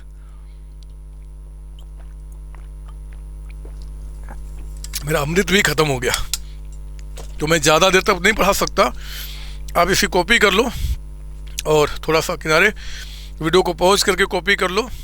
और मैं अब आपको लेकर आता हूँ यहाँ पे, लिखिए मेरे साथ, हेडिंग डालेंगे adjustments related to life membership fees कह दे या कह दे सब्सक्रिप्शन। बस ध्यान रखना लाइफ मेंबरशिप होना चाहिए। लाइफ मेंबरशिप का मतलब पता है क्या हुआ? पूरे लाइफ का, यानी कि जो भी आपका मेंबर है उसने पूरे लाइफ पीरियड का क्या क्या आपको ये सब्सक्रिप्शन पे कर दिया है। तो हम क्या ट्रीटमेंट करेंगे? केस नंबर 1 आप लिखिए यहाँ पे, ये रहा रिसिट्स एंड पेमेंट अकाउंट, ये मैं आपको दिखा रहा हूँ 22-23 का, ठीक है ना। और ये एनपीओ क्योंकि रिसीव करता है तो रिसिट साइड में यहाँ कहता है आपका लाइफ मेंबरशिप आपका शॉर्ट फीस लिख देता हूँ, फीस भी कह सकता है, सब्सक्रिप्शन भी, और ये कहता है कि 6 लाख रुपये, आपका 6 लाख रुपये। आप लिखेंगे यहाँ पे सॉल्यूशन के अंदर में छोटा सा बनाओ मेरे साथ यहाँ पे इनकम एंड एक्सपेंडिचर अकाउंट, छोटा सा बनाइए, एक एक आइटम लिखने लायक, बस इससे ज़्यादा नहीं। और छोटा सा बनाएंगे balance sheet as on 31 March 2023, ठीक है ना। ये देखिए आप यहाँ पे अब ध्यान से मेरी बात सुनेंगे मेरे बच्चे। लाइफ मेंबरशिप फीस का मतलब क्या होता है कि वो जो मेंबर है ना, उसने पूरे लाइफ का पेमेंट आपको एक बार में कर दिया, पूरे लाइफ का पेमेंट। मतलब कि आपने कोई स्कीम निकाला होगा कि हर एक साल पे करने के बाद आप चाहो तो इकट्ठा पे कर सकते हो, एक अमाउंट फिक्स किया है और अमाउंट कितना आपको मिला है 6 लाख का। तो अगर क्वेश्चन में एडजस्टमेंट्स कुछ भी नहीं है, आपको लाइफ मेंबरशिप जो फीस होता है अगर कोई एडजस्टमेंट नहीं है तो आपको बैलेंस शीट में क्या करना, कैपिटलाइज करना है। यानी कि लाइफ मेंबरशिप फीस आपका जो अमाउंट होगा वो 6 लाख आप यानी या तो यहाँ दिखाइए, रिपीट करो, या तो यहाँ सेपरेटली दिखा दो या कैपिटल फंड में क्या करो उसको ऐड कर दो, है ना। अगर कुछ ना बताया तो, अगर there is no any further adjustment और information related to life membership fee, what will do, will put that life membership fees either in the balance sheet or we can add that amount directly to the capital fund. both have the same meaning। आपका यहाँ पे अलग से दिखाना और या फिर capital में ऐड करना, अल्टीमेटली क्या उसको बैलेंस शीट में दिखाएंगे, यहाँ पे कोई ट्रीटमेंट नहीं जाएगा। अगर कुछ नहीं बोलता है तो ठीक है ना, तो आप यहाँ पे कॉपी कर लीजिए केस नंबर 1। लेकिन आपको कुछ अब ऐसा बोलता है केस नंबर 2। केस नंबर 2 वो कहता है कि रिसिट्स एंड पेमेंट अकाउंट आपका 22-23 का है यहाँ पे, और इस रिसिट्स एंड पेमेंट अकाउंट में कहता है मेरे बच्चे आपका यहाँ पे टू लाइफ मेंबरशिप फीस, और ये कहता है मान लो आपका 6 लाख रुपीज का अमाउंट है, और एडजस्टमेंट बोलता है अब इसको, adjustment number 1, assume life of member 20 years for the purpose of allocation of life membership fees या फिर क्या सब्सक्रिप्शन, कुछ भी बोल दे, दोनों का ट्रीटमेंट मीनिंग सेम होता है मेरे बच्चे। अगर क्वेश्चन में वो साफ साफ कह दे कि ये जो life membership fees 6 lakh rupees receive किया है जिन लोगों से, आप मान लो कि उनका लाइफ आपका 20 ईयर्स है, वो कह देगा कि मान लो लाइफ 20 ईयर्स है, या कह देगा कि आप इसको 20 पार्ट में एलोकेट करो, या फिर कहेगा कि इसका जो कंपनी की पॉलिसी है कि 21/20 हमें हर एक साल एलोकेट, कुछ भी बोल सकता है मेरे बच्चे। ऐसे केस में सॉल्यूशन में आप जब बनाएंगे इनकम एंड एक्सपेंडिचर अकाउंट, है ना, ये रहा हमारा इनकम एक्सपेंडिचर अकाउंट छोटा सा, और हमारा balance sheet as on 31 March 2023। देखिए हम क्या करेंगे, आप पहले क्या करो, जितना आपने रिसीव किया कैपिटलाइज करो, यानी कि यहाँ पे लाइफ मेंबरशिप फीस या सब्सक्रिप्शन जो भी बोलेगा वो नाम, और इसको अंदर में लिखिए, अंदर में, है ना मेरे बच्चे। अगर वो लाइफ आपको बता देता है ना, तो इसका मतलब कि कंपनी ने जो 6 लाख का जो लाइफ मेंबरशिप फीस रिसीव किया है, उसके लाइफ टाइम में आपको पार्ट में इनकम के रूप में दिखाना है। आप समझो मेरी बात। जैसे कि हुआ ना कि मैंने क्या किया जी, करंट ईयर का फीस रिसीव किया 5 लाख रुपीज, और अगले साल का फीस भी रिसीव किया 10 लाख रुपये, 5 लाख, तो टोटल कितना आ गया 10 लाख। हमने 10 लाख रुपीज रिसीव कर लिए, बट 10 में से 5 हमने इस बार इनकम दिखाना है और 5 अगली बार दिखाना है, यही तो काम होता है। उसी तरीके से मेरे बच्चे, अगर लाइफ मेंबरशिप सब्सक्रिप्शन या फीस आपने रिसीव किया है, तो जितना उसका लाइफ होता है ना, उस लाइफ में हमें क्या करना होता है, एलोकेट करना होता है इन इनकम एक्सपेंडिचर अकाउंट, मतलब उतने साल में उस अमाउंट को इनकम के रूप में आपको दिखाना होता है। तो हम लोग क्या करेंगे, 6 लाख लेस क्या जी, transfer to income and expenditure account. कितना, तो जो 6 लाख रुपीज का अमाउंट है ना, ये कितने साल में हमें डिवाइड करना है, 20 ईयर्स में। तो इस साल का यानी कि 1 ईयर का कितना आपका हो गया 30,000। आप यहाँ से 30 माइनस कर देना, बैलेंस शीट में 5,70,000 का अमाउंट दिखाना, और उस 30 को, क्योंकि इनकम है हमने रिसीव किया है, आप यहाँ पे लिखेंगे लाइफ मेंबरशिप फीस, इतना भी लिख सकते हो, या फिर अमोटाइज्ड मतलब कि वहाँ से माइनस करके जो इस पर हमने इनकम के रूप में दिखाया 30। यही ट्रीटमेंट किया जाएगा अगर उसका लाइफ किसी भी तरीके से आपको बता देता है तो। याद रहेगी बात? बोलो हाँ बदमाश। ये सर, तो प्लीज कॉपी करें। प्लीज कॉपी करें। एक एडजस्टमेंट बहुत टिपिकल से टिपिकल अगर आएगा लाइफ मेंबरशिप फीस के ऊपर में, तो शायद वो केस नंबर 3 आपके लिए बना दे, वो भी लिख दो। रिसिट्स एंड पेमेंट अकाउंट आपका 22-23 का मैं आपको दिखा रहा हूँ, 22-23 का, ठीक है ना, ये रहा हमारा। और कहता है यहाँ पे टू लाइफ मेंबरशिप फीस, वो कहता है कि हमने 8 लाख रुपये यहाँ पे रिसीव किया है। और नीचे मेरे बच्चे कहता है कि पॉइंट नंबर 1 में कि balance in life membership fees as on 1/4/2022, यानी कि इस साल के स्टार्टिंग में वो कहता है कि 10 लाख रुपीज़ का अमाउंट पड़ा हुआ है, 10 लाख का अमाउंट है ना, 10 लाख का अमाउंट। और यहाँ कह देता है ब्रैकेट में रिमेनिंग लाइफ, मतलब कि अभी जो लाइफ बचा हुआ है, जैसे 20 ईयर्स था ना बच्चे, कि हमें इसको 20 में डिवाइड करना था, तो इसको एलोकेट करने के लिए कहता है कि इसको एलोकेट करने के लिए कहता है कि रिमेनिंग लाइफ जो आपका है वो आपका 10 ईयर्स है। मतलब कि ये बहुत पहले से आ रहा ना, कुछ साल हम इसको राइट ऑफ कर चुके हैं, तो अभी और ये 10 साल में राइट ऑफ होना है। और नंबर टू कहता है कि life membership fees received during the year to be allocated in 16 years. इसका लाइफ कितना है जी, इसका आपका 16 साल। आपको सब कुछ बताएगा, आपको बिल्कुल परेशान नहीं, बस ये चीज़ आपको पता होना चाहिए क्या काम कर रहे हैं। अब देखो मैं इसका ट्रीटमेंट क्या करूँगा, इसको मैं हटा देता हूँ और फिर अब इसको ख़त्म करता हूँ और क्लास को भी ख़त्म करूँगा। सॉल्यूशन में आप आइए। एक तो आपका income expenditure account current year का है ना, 23 का ये रहा आपका, जिसमें कि हमें इनकम दिखाना है। क्योंकि मेरे बच्चे ओपनिंग बैलेंस शीट बता रहा है बैलेंस, तो बैलेंस शीट जो आपने बनाया होगा एज ऑन 1/4/2022, यानी कि पिछले साल का बैलेंस शीट, उस पिछले साल के बैलेंस शीट में आपका 10 लाख का अमाउंट रहा होगा। यानी कि लाइफ मेंबरशिप फीस जो पिछले साल से आ रहा है वो 10 लाख रुपीज़।